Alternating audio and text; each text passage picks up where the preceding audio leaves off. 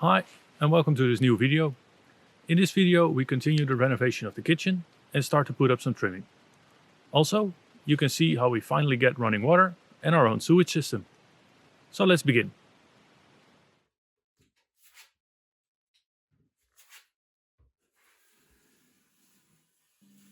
After putting up the gypsum boards in the kitchen to close all the walls, it was time to plaster the seams and screw holes to create smooth walls and ceilings so we can paint them.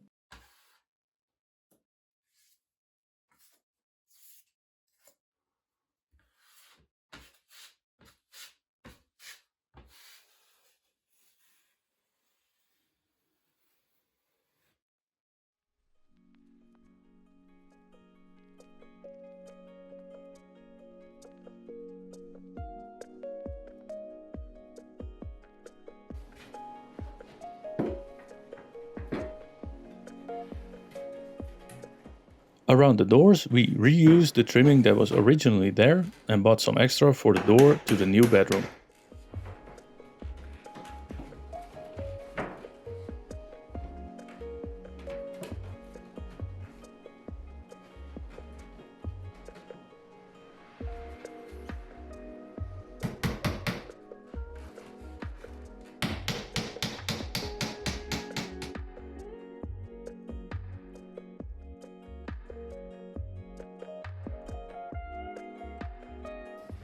Previously, the walls were covered with some kind of plastic with a wood print.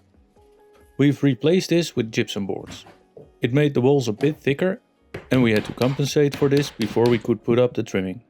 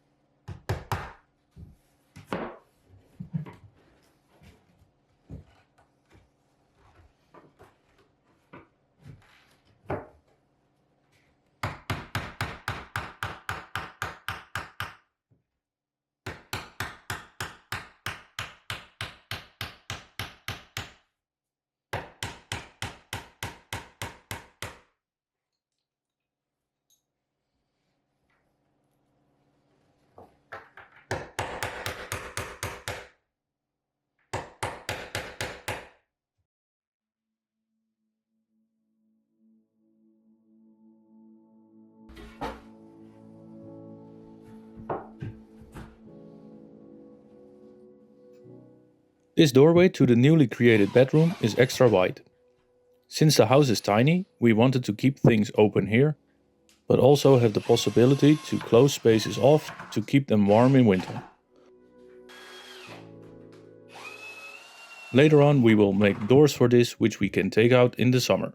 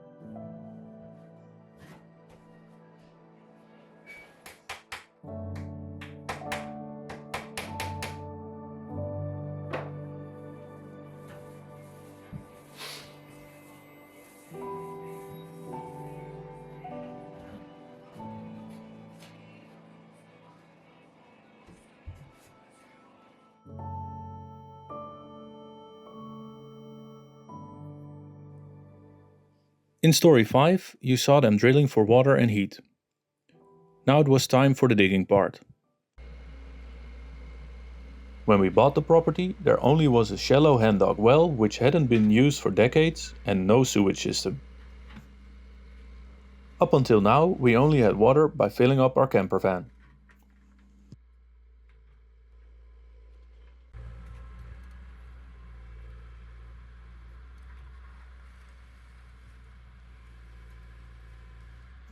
After months without running water, we are very happy that soon we will have our own drilled water well and sewage system.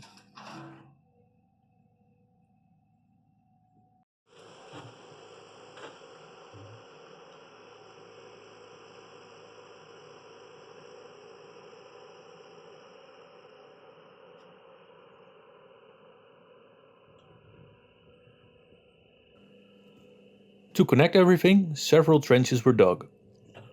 The trenches for water are about 1.5 meters deep to keep them from freezing. The trenches for earth heat and sewage are about 70 centimeters deep.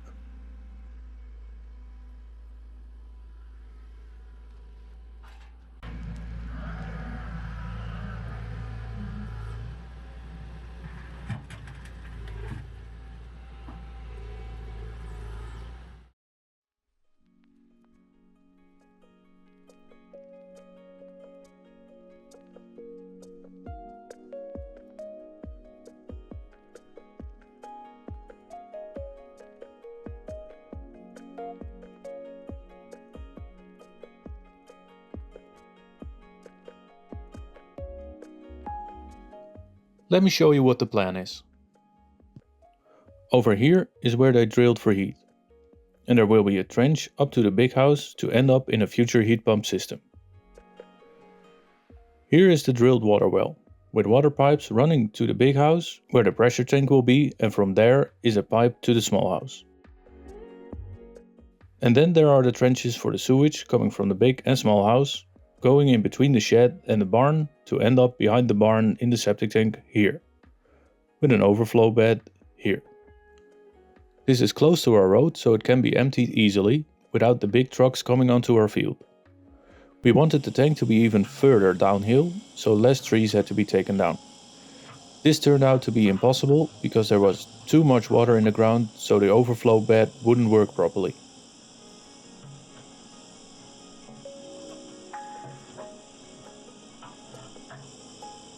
The digger also dug a trench from the electricity pole to the barn, so that, in the future, we can have electricity in the barn as well.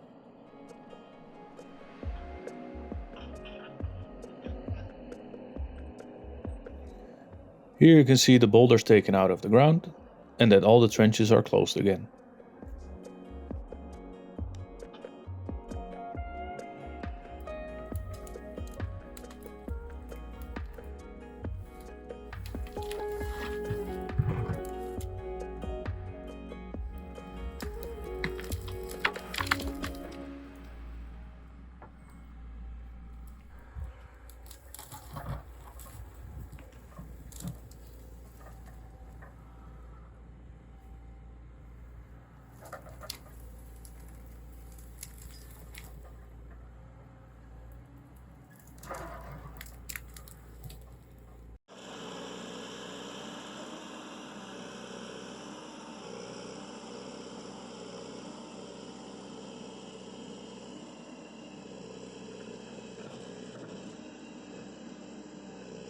There will be a 3000 liter tank and an overflow bed of 2 by 8 meters. This is a lot for 2 people, but we wanted to keep our options open if we ever were to decide to rent out one of the cabins.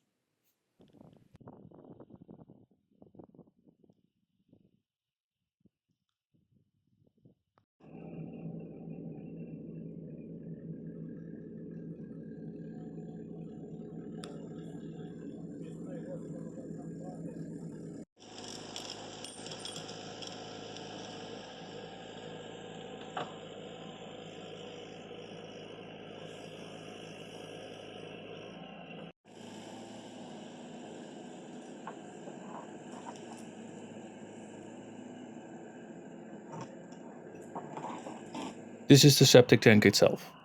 The cloth is to keep the tank from floating out of the soil. Only the solid mass is stored in the tank and will be broken down by bacteria. All liquids will flow out of the tank through the overflow bed, which filters this before it will drain into the soil. Not all solid mass is broken down. That is why it must be emptied every once in a while. Here you see the overflow bed. The cloth is to keep the soil from clogging it.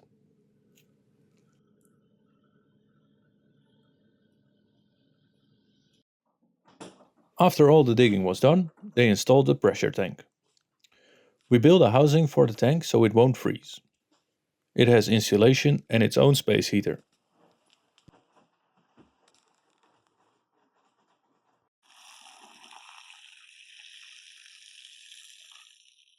It is definitely a luxury to have running water from our own drilled well, especially after living in a camper for a year and having to fill up the water tank regularly.